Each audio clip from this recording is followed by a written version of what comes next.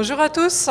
Alors on va parler d'un sujet un petit peu différent, mais qui permet d'implémenter tous les jolis projets que vous voyez dans les différents ateliers, qui est la question des compétences. Et donc la question qu'on voulait se poser aujourd'hui, c'est pourquoi sur une formation Big Data, est-ce que c'est un accélérateur de carrière professionnelle ou pas? Donc j'ai invité plusieurs personnes, donc je les présenterai après.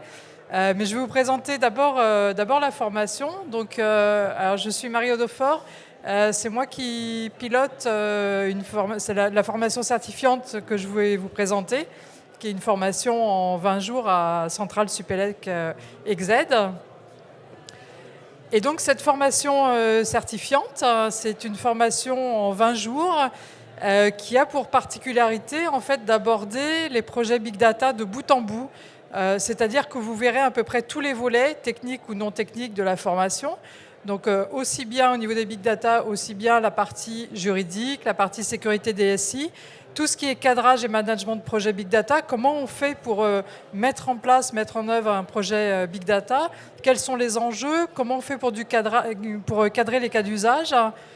Et derrière, la partie vraiment technologique où on aborde à la fois le stockage NoSQL, on aborde les traitements distribués avec Hadoop et son écosystème et Spark, et puis une grosse partie sur l'analyse de données et le machine learning.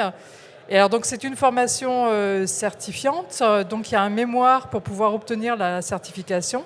Et donc sur ce mémoire, on vous demande d'implémenter un projet. Et donc c'est un bloc homogène de compétences qui contribue à l'obtention du titre RNCP, expert en ingénierie numérique, et une formation bien entendu éligible au CPF. Alors pourquoi se former? Donc il y a beaucoup d'enjeux autour des big data. Il y a des enjeux pour les entreprises de réduction des temps de traitement, d'innovation, trouver des usages, croiser des données, casser les silos de données. Mais tous ces nouveaux usages et tous ces nouveaux modèles économiques qu'on voit impliquent en fait d'avoir des équipes pluridisciplinaires qui travaillent dessus, donc à la fois sur des compétences IT, des compétences en data science, bien évidemment l'expertise métier. On ne le répétera jamais assez, mais l'expertise métier est fondamentale pour la réussite de ces projets. Et en fait, pour pouvoir composer toutes ces équipes pluridisciplinaires, il faut vraiment, dans les entreprises, se poser la question de la compétence. Comment on fait monter en compétence les salariés, ou comment vous, en tant qu'individu, vous souhaitez monter en compétence pour pouvoir extraire de la valeur à partir de toutes ces données. Alors cette formation, le public est extrêmement large. Elle s'adresse à des profils directeurs, chefs de projet, managers système d'information, des experts en business intelligence, des ingénieurs R&D, des data miners, enfin des profils assez techniques, mais relativement larges. Et donc on a voulu faire un retour d'expérience avec 3 personnes, 3 anciens participants de la formation, qui ont été certifiés respectivement en 2015, 2017 et 2019, donc tout récemment, avec des profils relativement différents. Donc je vais les laisser se présenter et puis après je leur poserai quelques petites questions. Donc je commence par Ella Magnodex. Bonjour, Ella Magnodex, donc je suis... marche pas ?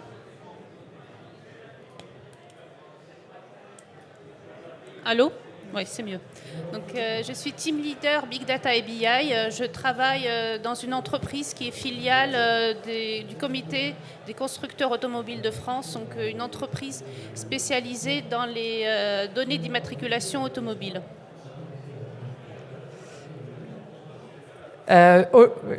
Pardon.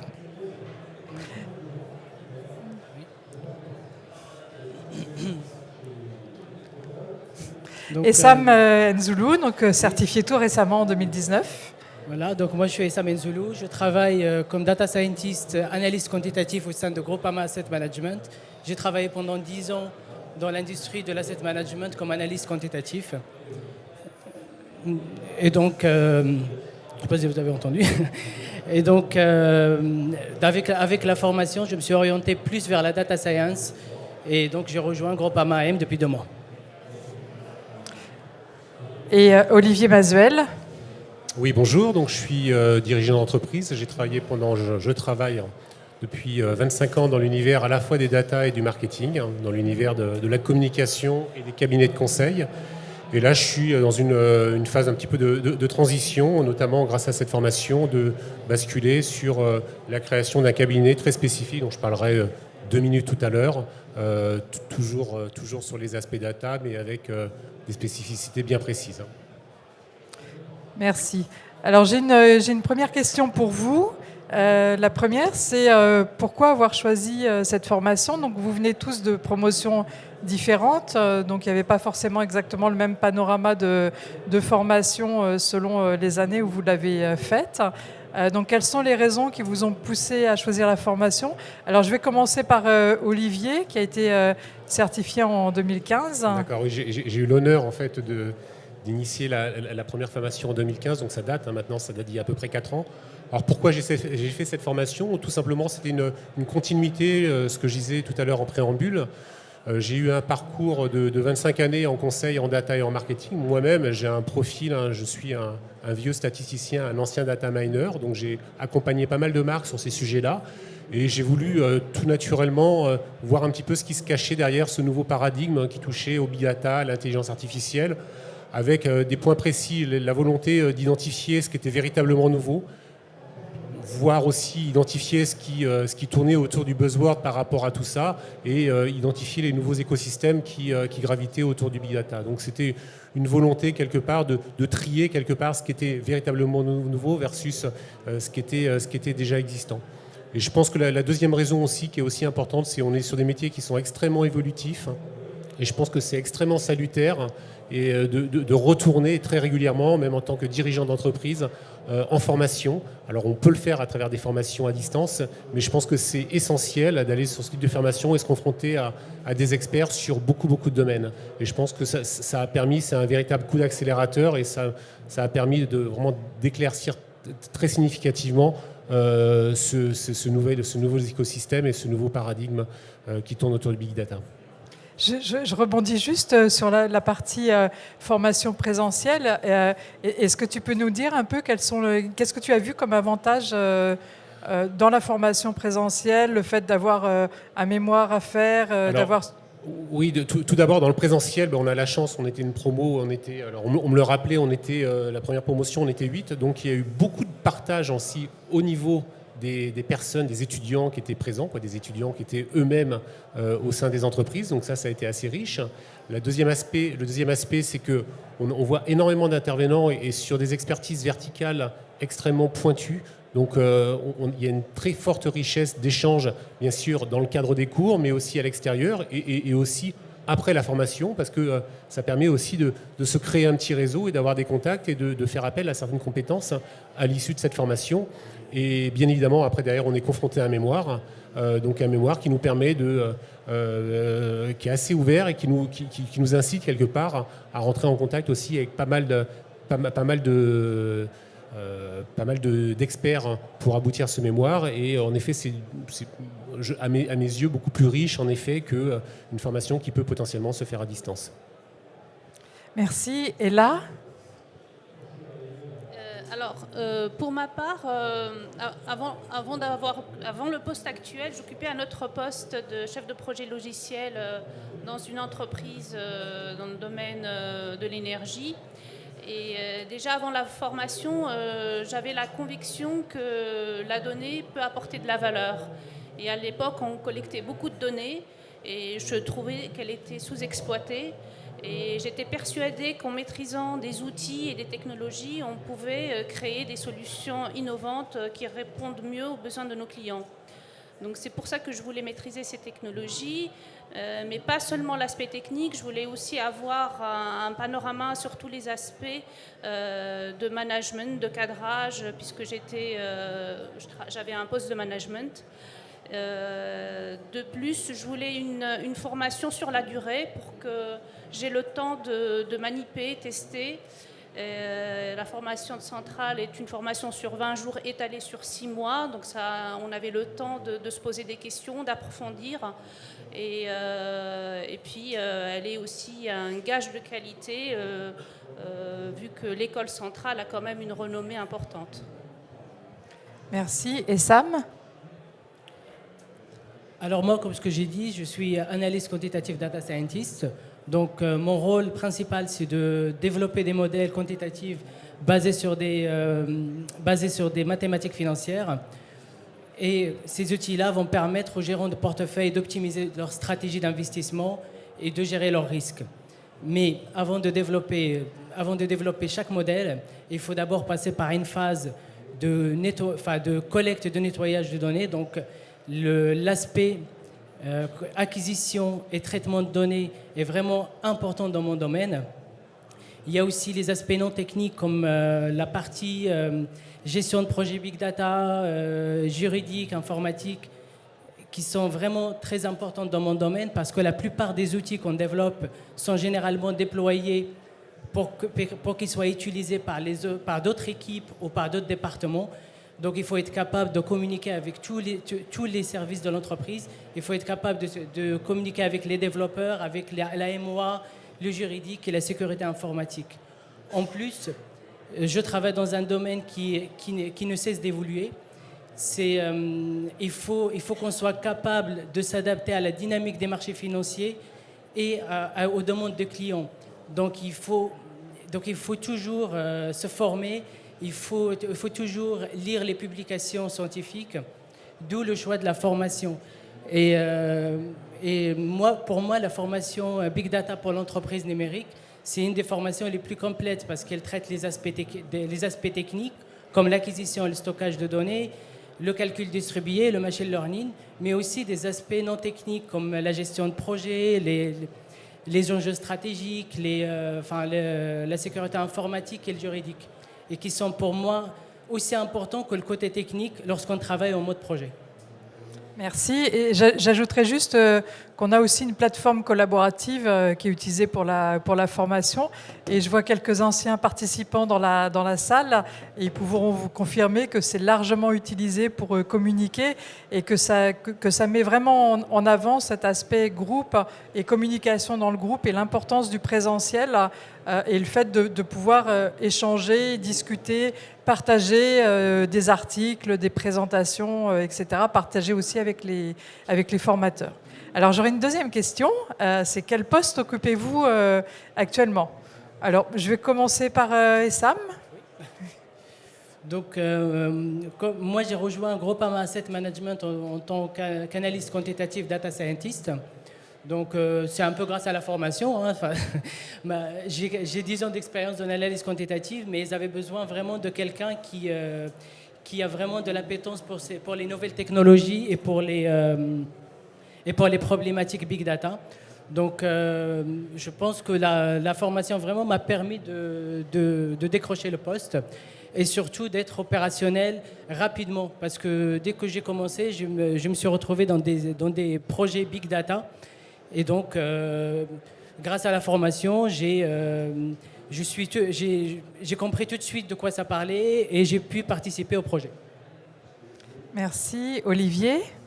Oui, donc ce que je précisais, je suis en phase de... J'ai deux casquettes en fait. J'ai une agence de communication aujourd'hui et je suis en train de développer une offre bien spécifique. Et clairement, en fait, cette offre, le développement de cette offre, il est issu de la formation que j'ai faite, qui a depuis maturé, parce que ça fait maintenant, ça fait 4 ans. Je suis en train de développer un cabinet de conseil spécifique sur la partie data, sur un positionnement extrêmement clair. Justement, la formation, ce que disait Sam, c'est intéressant, c'est qu'il y a à la fois une partie tech et à la fois une partie globale. Un panorama assez large en fait, à la fois de la gestion de projet, sur l'aspect juridique, bien sûr sur l'aspect technique.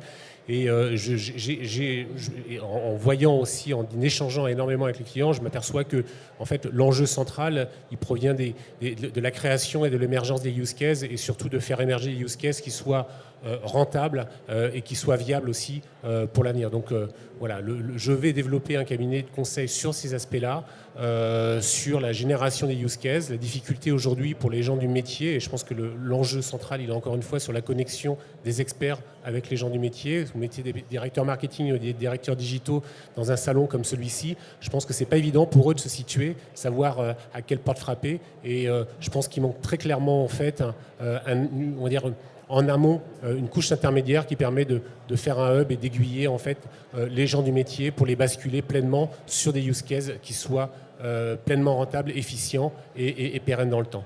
Donc voilà, mais c'est vrai que la formation m'a ouvert les yeux sur tous ces sujets-là et ça se concrétise en fait en ce moment tout simplement. Donc un objectif de faire communiquer les différentes expertises pour pouvoir de faire émerger, communiquer les expertises au sein des entreprises, de sensibiliser et de former aussi le top management jusqu'à la direction générale et surtout d'accompagner les différents métiers pour faire émerger les use cases et encore une fois des use cases qui soient à terme, qui soient rentables, qui soient utiles. Aujourd'hui, il y a un chiffre qui traîne au sein du salon où 80% des POC n'aboutissent pas. Je pense qu'il y a beaucoup de POC aujourd'hui qui sont lancés avec une volonté de faire bien, mais qui au final ont peut-être été mal pensés, qui ont été mal réfléchis ou qui ne sont pas tout simplement partie des métiers. Donc je pense que c'est essentiel en effet d'accoucher, d'avoir une phase d'acculturation avec l'ensemble des métiers de l'entreprise pour déployer des use cases qui aboutissent et qui sont pragmatiques et qui servent tout simplement l'entreprise. Voilà, c'est le sens de ce qui va être développé sur les prochaines semaines, voire les prochains jours. Merci. Et là alors pour ma part, après la formation Big Data de Centrale Supélec, j'ai changé de poste. Je suis passée chef de projet Big Data. J'étais référente Big Data et en charge de mettre en place les solutions Big Data de mon ancienne entreprise. Ensuite, j'ai changé d'entreprise. J'occupe actuellement le poste de team leader Big Data et BI. Donc, j'ai un poste à la fois de management et je suis Scrum Master d'une équipe pluridisciplinaire de data scientist, data analyst, data ingénieur, ingénieur système, etc. Donc, j'ai en charge de mettre en place le data lake de l'entreprise. Cette formation, je vois qu'elle a donné de la valeur aux entreprises, mais aussi à moi-même, et elle a grandement contribué à booster ma carrière. Merci. Et alors, j'avais une dernière question, c'est en termes de compétences, quelles sont les compétences que vous avez acquises et qui vous permettent de faire ce que vous faites aujourd'hui et d'actionner en fait ce qu'est votre métier aujourd'hui? Bon, on va commencer par Essam. Moi, comme ce que j'ai dit, je travaille dans la data depuis plusieurs années, mais la formation m'a permis quand même d'acquérir des compétences en data science, ce qui m'a permis de décrocher mon poste, comme ce que je l'ai dit tout à l'heure, et en même temps rentrer dans les projets et être opérationnel très rapidement. Donc, pour l'instant, c'est tout récent pour moi, donc je n'ai pas encore vraiment finaliser des projets, mais en tout cas, pour l'instant, ça se passe très très bien. Je comprends de quoi on parle, j'arrive à participer au projet, j'arrive à donner des idées, donc pour moi, c'est tout positif pour l'instant.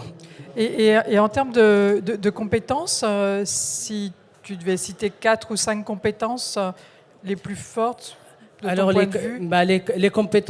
Les compétences importantes pour moi dans mon travail, c'est toute la partie collecte et stockage de données, le calcul distribué pour optimiser mes algorithmes, la partie gestion de projet, toutes ces parties-là me permettent vraiment de... J'utilise ça tous les jours en fait. En plus de la partie technique, il y a toujours la partie non technique qui est vraiment utile. Comprendre les contraintes quand on gère un projet Big Data, c'est important pour moi pour pouvoir mettre en place des outils.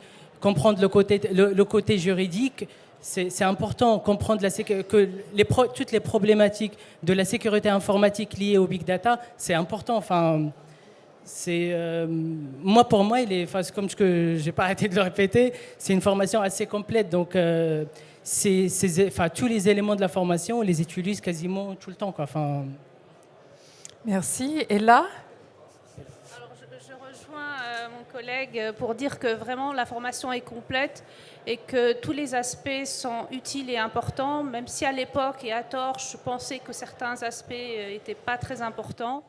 Moi, j'ai commencé par approfondir la partie data analytique et data science.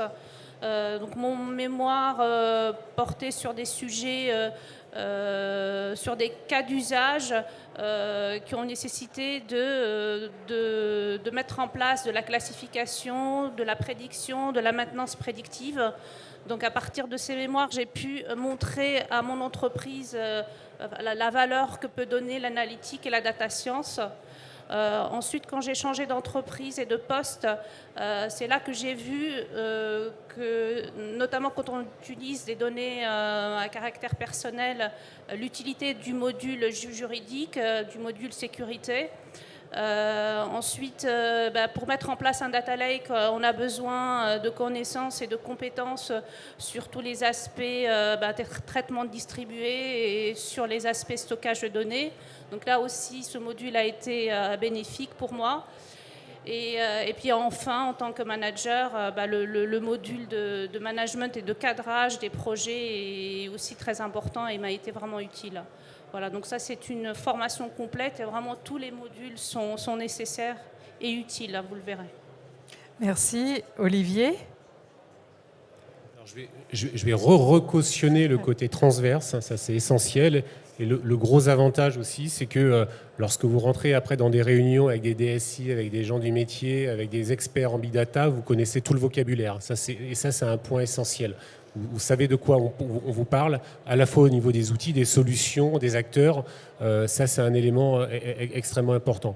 Après, c'est vrai que n'ayant pas connaissance il y a 4 ans de tout cet écosystème, où là, les vraies nouveautés en fait, que je recherchais, c'est en effet toute cette notion d'architecture distribuée avec l'écosystème Hadoop, qui pour moi a été un élément central et qui ouvre, on va dire, des perspectives quand même assez importantes. Le temps réel aussi qui a été abordé sur 3-4 jours, c'est aussi un élément important parce que ça apporte beaucoup d'efficacité et ça apporte beaucoup de perspectives au sein d'une entreprise. Donc voilà, donc simplement, en effet, je redis cette dimension transversale et qui fait qu'on est armé pour affronter après derrière toutes les problématiques. Après derrière, bien évidemment, il faut de manière verticale rentrer sur chacune des expertises. Et j'ai envie de dire, basiquement, c'est vrai qu'on nous met le pied à l'étrier, on sait faire du vélo, et après derrière, sur chaque expertise, il faut bien évidemment continuer de s'entraîner. Et en revanche, il n'y a aucun blocage pour après rentrer sur un sujet précis et descendre verticalement, à la fois sur des aspects management et sur des aspects développement, code, etc. Donc voilà, donc ça ouvre des belles perspectives. On se sent beaucoup plus à l'aise et beaucoup plus fort lorsqu'on sort de cette formation, très clairement. Merci. Donc, ce qu'on peut en retenir de ce que vous avez dit, c'est formation complète, la notion de transversalité est importante aussi, et le fait que ça ouvre des belles perspectives. Et il y a énormément de besoins à l'heure actuelle dans les entreprises, beaucoup de besoins de formation. Voilà. Donc, si vous voulez postuler, vous avez le lien qui s'est affiché, donc avec la personne pour vous accompagner, pour vous conseiller, Véronique, qui est juste ici. Voilà. Et si vous avez des questions, est-ce que vous avez des questions sur la formation, sur le contenu? Oui. Alors, il y a 4 éditions par an. Il y a une édition qui démarre en mars, une en mai, une en septembre et une en novembre. Donc ça s'étale sur 7 mois entre le début de la formation et la soutenance, à raison d'à peu près 3 à 4 jours par mois. Voilà, plus le mémoire que je vous fais commencer en fait très très tôt dans la formation, qui peut être soit un projet d'entreprise, soit un projet personnel. D'autres questions? Oui. Bonjour, j'aimerais savoir le coût de la formation. Alors, le coût de la formation, Véronique, 12 990. Hors taxe? Hors taxe, oui. Par contre, il y a des possibilités de financement. Ça, il faut voir avec Véronique justement sur toutes ces possibilités de financement. Il y avait une question ici. Ah, c'était la même question. Est-ce qu'il y a d'autres questions?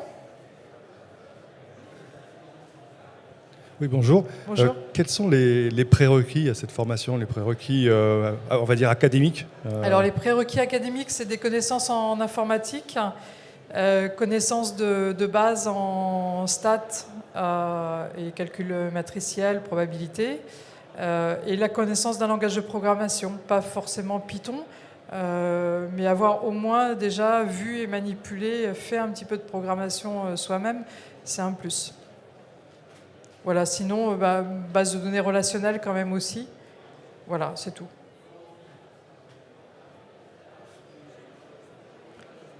D'autres questions? Oui.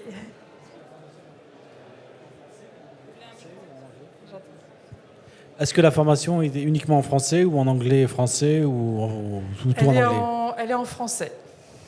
Merci. Uniquement en français. D'autres questions?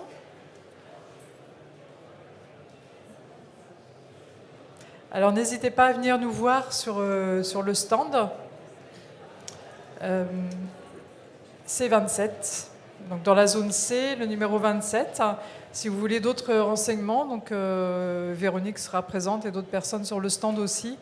N'hésitez pas à nous contacter non plus, vous avez les coordonnées. Voilà, merci à tous.